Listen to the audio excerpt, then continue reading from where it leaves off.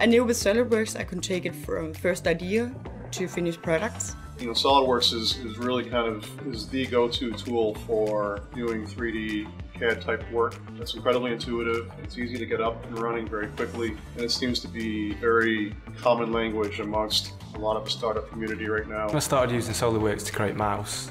To make the best base products in the world. It's an inflatable incubator made for the developing world. A solar-powered weeding robot for home gardens. A solar cell phone charging station and Wi-Fi hotspot. This is Zombie. That's actually a dead fish that's swimming. How could we recreate the beverage supply chain with significantly less waste? Bevy is the future of the beverage industry. The assembly tools, the part building tools inside of SOLIDWORKS were really our workhorse for how we got our designs from out of our heads and into something we could show people. If we didn't have those tools, then it would not be possible to do. So it was not a help, it was a need.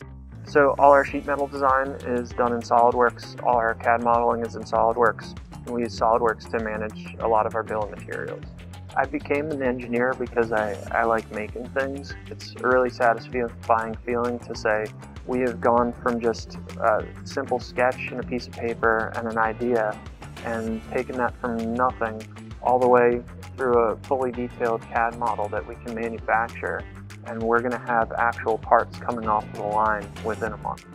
For me, it was the community of SOLIDWORKS that really helped, because there were things that I wasn't sure how to do, and so I'd research the community of, I want to do this, how do I do this, and it brings things to life. You've got this thing in your head, this dream, and you start putting it onto a CAD program and creating a 3D model.